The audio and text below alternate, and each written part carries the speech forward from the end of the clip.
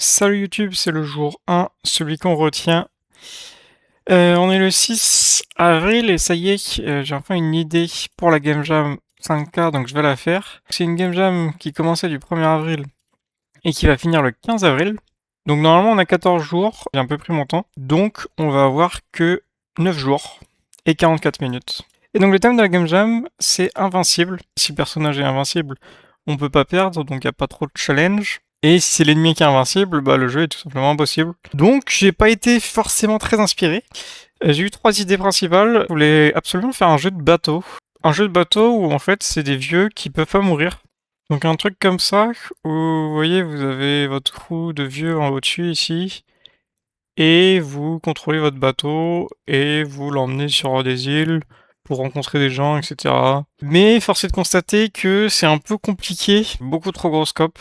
Faut vraiment qu'il y ait un mood, c'est ça que je voulais pour le jeu de bateau, hein, vraiment un mood marin, un mood bateau, et du coup, si la mer est pas top, ça casse vraiment un peu toute la simulation. Ma deuxième idée, c'était un mastermind en mode roguelike. Donc au lieu que ce soit des petites billes comme ça, où il faut chercher la bonne combinaison, l'idée c'était d'avoir en fait des sorts, c'est-à-dire que vous dites une phrase, par exemple Fire of the Dark Magic. Donc vous faites plusieurs essais, vous tentez de dire autre chose. Donc vous voyez, hop, ici, imaginons que c'est pas water, mais c'est tree. Et ben là, il va me dire que c'est à peu près efficace. Et donc, je vais tenter la même chose et rajouter tree. Et du coup, là, il me dit, bah bravo, vous avez vaincu. Je suis pas parti là-dessus non plus, mais du coup, si vous avez des idées dans les commentaires, je suis preneur. En fait, je trouvais pas comment faire que ce soit plus intéressant au bout d'un moment. Donc ma troisième idée, donc vous voyez, elle est ici. Je l'ai d'abord testée avec des cartes. Et en fait, l'idée générale, c'est que vous avez un adversaire. Donc, on imagine par exemple Slay the Spire, et vous avez un adversaire, mais vous pouvez pas le vaincre, sauf avec une carte. Donc dans tout votre deck, il n'y a qu'une carte qui permet de gagner. Et donc le but, c'est d'écouler ces cartes pour trouver cette carte et la jouer. Et du coup, j'ai testé ça avec ces règles-là. Donc le carreau, ça me donnait plus un shield, etc. Vous pouvez tester chez vous si jamais vous voulez tester. Et en vrai, c'était assez fun. L'idée, c'est que vous contrôlez une petite ville comme ça, qui est attaquée par un méchant. Et donc lui, il dit, j'attaque et je vais faire 5 de dégâts. Et vous avez donc différentes cartes. Hop, je vais les faire en vert ici. Donc vous commencez avec 3 cartes.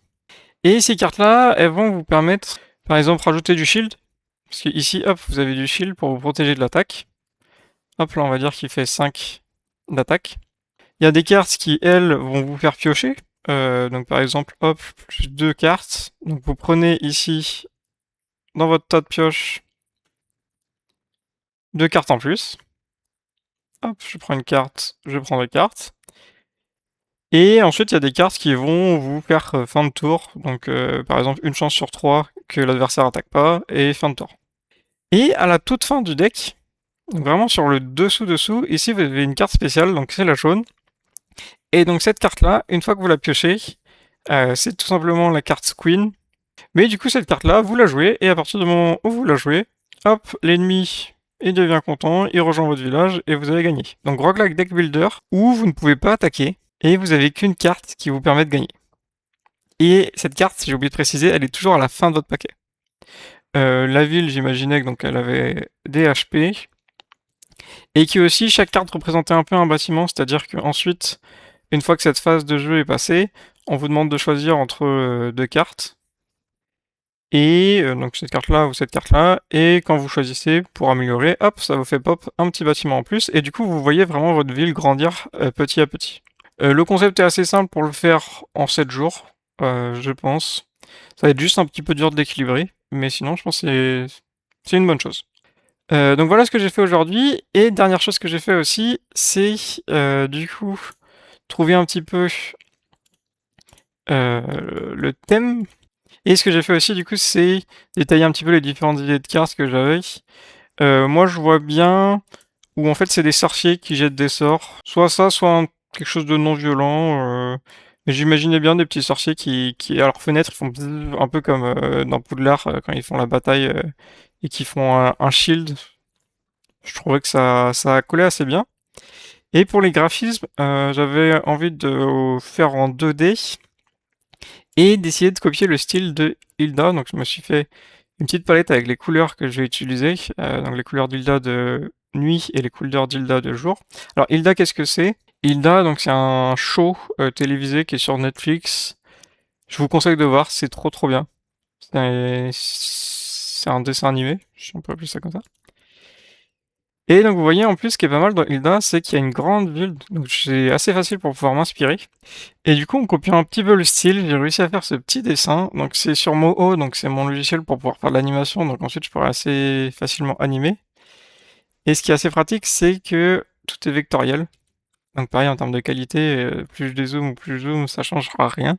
Et donc voilà ici le résultat de ma petite tour dans le style de Hilda, avec le petit buisson. Donc franchement, pour l'instant, je suis assez content de la tête que ça a. Donc je vais pouvoir faire ça en termes de graphisme. Et voilà, pour le jour 1. Jour 2. Jour 2, donc j'ai progressé dans Unity. Donc vous voyez, j'ai mis ma petite tour en fond pour avoir quelque chose. Alors ce que j'ai fait, c'est que j'ai catégorisé un petit peu mes cartes. Donc c'est écrit ici. Donc en fait, les cartes vont avoir des effets comme toutes les cartes, mais du coup, je me demandais comment organiser bien ça en termes de code. Donc en fait, déjà, il y a les cartes, elles ont des effets à des moments différents. Donc il y en a, elles vont avoir un effet quand elles sont piochées, d'autres quand c'est passif, donc c'est-à-dire quand il va se passer quelque chose, mais sans qu'elles soient jouées, d'autres quand ça va être joué, et d'autres quand ça va être jeté. Je me suis dit en fait que je n'allais pas écrire en dur chaque carte ce qu'elle fait, et que j'allais pas écrire non plus la description. Que la description serait automatique en fonction des attributs qu'elle a. Par exemple, si elle rajoute 2 shields, bah, la description sera automatiquement rajoute 2 shields, et si c'est même c'est 3 shields, ce sera 3 shields. Je me suis dit que c'était plus sympa pour ensuite rajouter plus de cartes parce que je vois bien ça comme mon jeu commercial, en espérant que voilà, ça plaise à voir avec la Game Jam, c'est aussi le but. Mais franchement, je serais très chaud de partir sur ça comme deuxième jeu commercial. Donc ce que ça donne dans Unity, parce que comme ça c'est un petit peu flou, c'est que du coup j'ai fait des scriptable objects. Alors les scriptable objects, ce qui est pratique en fait, c'est que vous voyez, hop, ici j'ai ma carte. Et ici je vais pouvoir donc dire le nom de la carte, l'image qui est associée. Est-ce que c'est une carte qui peut être jouée? Et ensuite, ici, vous voyez, j'ai plusieurs listes avec Drawn, In Hand, Played, Discard. Et c'est ici que je vais pouvoir rajouter mes attributs. Alors, qu'est-ce qu'il y a dans attributs? Hop, je les ai fait ici. Et bien, par exemple, ici, je vais pouvoir dire, bah, quand je la pioche, la Queen, hop, je pioche 2 cartes en plus. Et quand je la joue, et bah, hop, Shield. Et vous voyez, du coup, c'est assez facile de faire des cartes comme ça. Et les attributs, du coup, ça va être ici le nom de l'attribut. Donc je vais coder en dur ça par contre ce qu'ils font. Donc par exemple le sacrifice, qu'est-ce que ça fait, le shield, qu'est-ce que ça fait. Et ensuite la valeur de l'attribut. Donc est-ce que c'est 2 shields, un shield, etc. Ça peut paraître un peu compliqué, mais c'est un système qui va me permettre vraiment de pouvoir expandre comme je veux. Vous avez vu là par exemple, je peux créer n'importe quelle carte assez rapidement, juste en faisant glisser les attributs que je veux. Et du coup je pourrais avoir plus d'attributs avec certaines conditions, etc.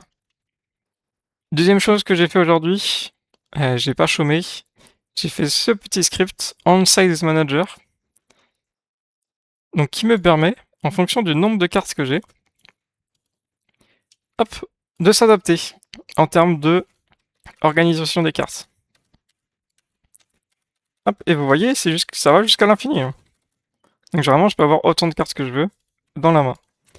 Je peux pas faire de petits scripts. Alors ceux qui sont curieux, une simple explication. Ici, vous avez une courbe qui correspond à la courbe en fait ici qu'on a dans la main. Donc du Y, donc la hauteur des cartes. Ensuite, vous avez un multiplicateur de X qui change un petit peu, donc à quel point les cartes sont écartées. Et en fait, moins j'ai de cartes, plus les cartes sont écartées entre elles. Jusqu'à ce qu'on arrive à 9, où là, en fait, il va juste mettre les cartes entre elles, en suivant toujours la courbe. Tout simplement.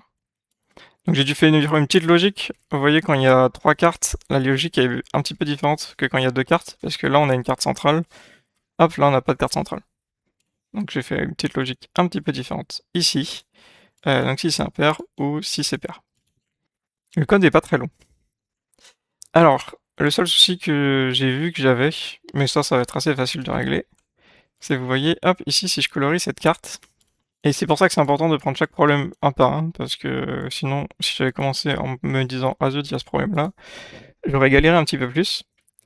Si je supprime la carte qui est juste avant, hop, là elle va à droite. Et du coup elle saute de gauche à droite, ce qui est pas très pratique.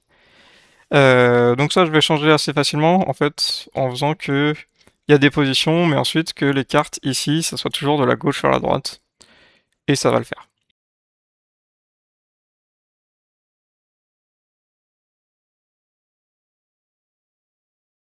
Et voilà, c'est bon. Donc là, en gros, ce que j'ai fait, c'est que vous voyez la première carte tout à gauche, en haut ici, là, dans la hiérarchie, ça sera la première carte qui sera tout à droite, et donc qui sera sur le dessus des cartes. Donc comme ça, dès que j'ajoute une nouvelle carte à la main du joueur, je l'ajouterai donc tout en haut, c'est-à-dire tout à droite. Et elles sont dans le bon ordre, et du coup, si je supprime, vous voyez, elles vont pas sauter de droite à gauche comme ça faisait avant. En fait, je... j'avais un système un petit peu différent, mais du coup là c'est bon, ça reste dans le bon ordre. Et du coup, dès que je rajoute des cartes, je les rajoute tout en haut. Donc voilà pour le jour 2. On se retrouve pour une prochaine vidéo plus tard. N'hésitez pas à me dire ce que je peux améliorer dans les game vlogs, ce qui vous intéresse, ce que vous trouvez chiant. Et voilà, on se retrouve la prochaine fois. Salut!